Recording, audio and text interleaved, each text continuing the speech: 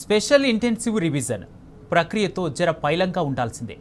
Voter జాబితా ప్రత్యేక సమగ్ర సవరణ సమయంలో అశ్రద్ధ మీ ఓటు గాయబవడం ఖాయం. ఇప్పటికే దేశంలో సర్ పేరుతో 7,85,00,000 ఓట్లు తొలగించారు. ఓటు హక్కు పోతే ప్రభుత్వ స్కీములు, వ్యక్తిగత కీలక పత్రాలకు కూడా ఇబ్బంది. పార్టీల గెలుపునకు కూడా సర్ ప్రక్రియ కీలకంగా మారుతుంది. బెంగాల్లో దీదీ కంచుకోట అయినా, తమిళనాడులో డిఎంకే అధికారమైన సర్ నిర్లక్ష్యంతోనే కుప్పకూలింది.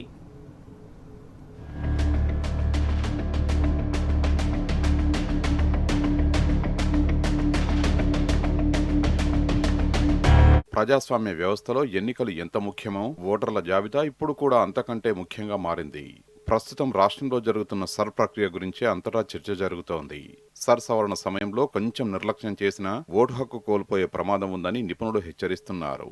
అంతేకాదు, ప్రభుత్వ పథకాల వర్తింపు కూడా దూరమయ్యే అవకాశం ఉంది. ఇక సర్ ప్రక్రియతో రాజకీయ పార్టీలకు కూడా పెనుముప్పు పొంచి ఉందనే హెచ్చరిస్తున్నారు. బెంగాల్, తమిళనాడులో జరిగిన ఉదంతాలు గుర్తు చేసుకుంటే సర్ సవరణ ఎంత కీలక పాత్ర పోషించిందో అర్థమవుతోంది.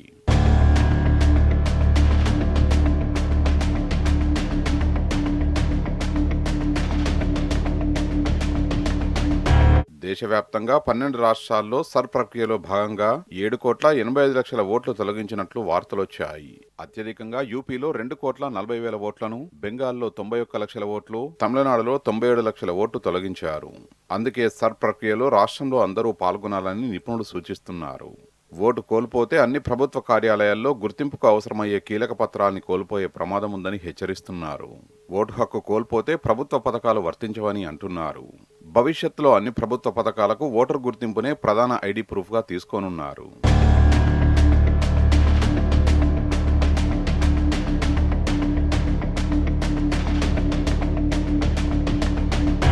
సర్ ప్రక్రియను నిర్లక్ష్యం చేస్తే ఓటర్లే కాదు, రాజకీయ పార్టీలు కూడా భారీ మూల్యం చెల్లించుకోక తప్పదు.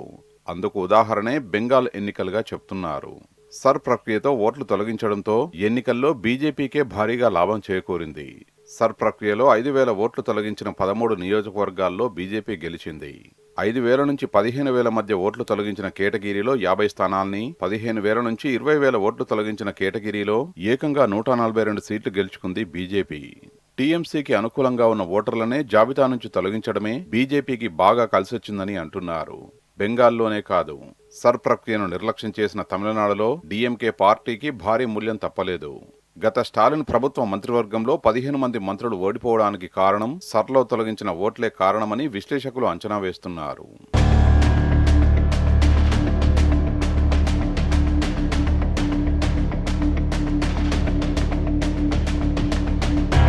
రాష్ట్రంలో సర్ ప్రక్రియ జూన్ 25 నుంచి జూలై 24 వరకు సాగనుంది. జూలై 27 వరకు పోలింగ్ కేంద్రాల పునర్వ్యవస్థీకరణ జరగనుంది. జూలై 31న ముసాయిదా ఓటర్ జాబితా ప్రచురణ జరగనుంది. అదే రోజు నుంచి ఆగస్టు 30వ తేదీ వరకు ఫిర్యాదులు, అభ్యంతరాలు, క్లెయిమ్ల స్వీకరణ జరగనుంది. అభ్యంతరాల పరిష్కారానికి సెప్టెంబర్ 28 వరకు కొనసాగనుంది. సర్ ప్రక్రియను నిర్లక్ష్యం చేయకుండా సరిచూసుకోవాల్సిన బాధ్యత ప్రతి ఒక్క ఓటర్పై ఉందని, అందరూ సర్లో పాల్గొనాలని విశ్లేషకులు చెప్తున్న మాట.